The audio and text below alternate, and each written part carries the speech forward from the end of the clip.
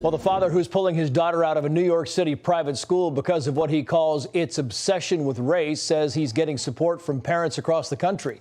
Andrew Gutman sent a letter to other parents at the elite Brearley School writing, quote, "Our nation will not survive a generation of leadership even more poorly educated than we have now, nor will we survive a generation of students taught to hate its own country and despise its history." Here he is in an exclusive interview with Martha here on The Story. Watch. I think history, for example, is probably the subject that's most important, history and civics for children to learn in this country. And I don't think we do a great job of that. But what you see with the changes of curriculum, with what they're doing with this critical race theory in the schools, they're even more so eradicating that. They're changing the classical literature curriculum. Let's bring in Dr. Ben Carson, former Secretary of Housing and Urban Development and founder and chairman of the American Cornerstone Institute. Dr. Carson, it's always great to see you, sir. You wrote an op-ed in Fox.com with South Dakota Governor Kristi Noem. I want to read a part of that and then get your take on the other side. It says, quoting here, "Critical race theory is a deliberate means to sow division and cripple our nation from within, one brainwashed and resentful student at a time. And while foreign adversaries like China and Russia surely work to inflame our divisions, we are doing this to ourselves." Division from within. Expand on that, if you would, Dr. Carson. Well, unfortunately, there are elements in our society that have done everything that they possibly can to drive wedges in between the different parts of our society, be it race, be it age, be it income, be it religion. It doesn't matter what it is. This is one that they find particularly easy because they have a captive audience with the children. And it's almost like they're having a war on our children.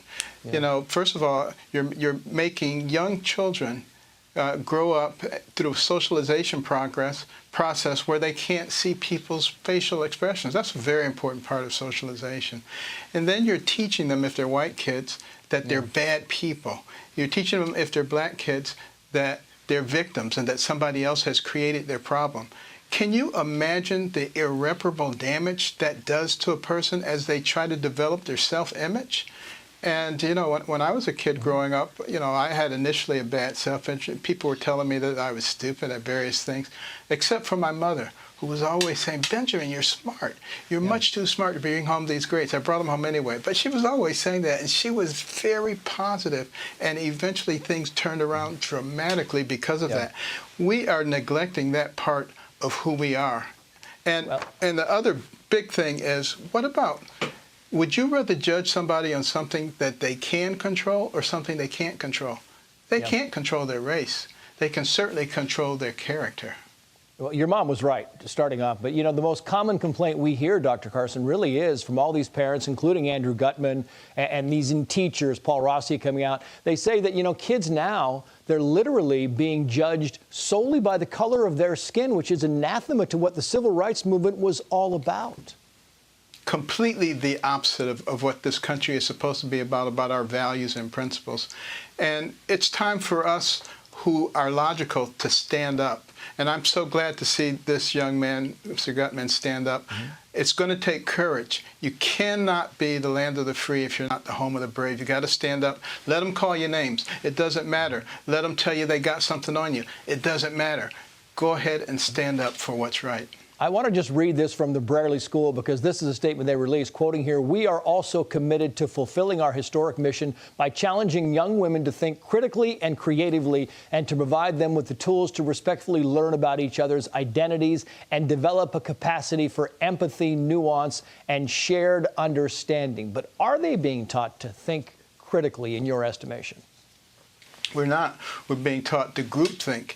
You can only think that, and if you don't think what you're supposed to think, you're a bad person. You're going to be canceled. You're going to be punished in some way. You know, this is antithetical to the concept of liberty, the very thing that people came to this country for in the first place. And we're going to lose it if we don't fight for it every single day. I think the bottom line is, and I've only got about 10 seconds left, is they continue to kind of lower standards, hoping that somehow that's going to lift performance, and it hasn't seemed to work so far. The last 15 seconds to you, Dr. Carson. Well, I would just say to people, keep the faith. Today is National Prayer Day, by the way, even though it wasn't officially acknowledged by the White House. Pray. one nation under God. Dr. Ben Carson, it's always good to see you, sir. Thank you. Thank you. Hi, everyone. I'm Brian Kilmeade. I want you to do me a favor. I want you to click to subscribe to the Fox News YouTube page. This is the only way that I know for sure that you're not going to miss any great commentary, any great news bites, any great interviews coming your way on Fox. You can get it all here on YouTube. So subscribe right now.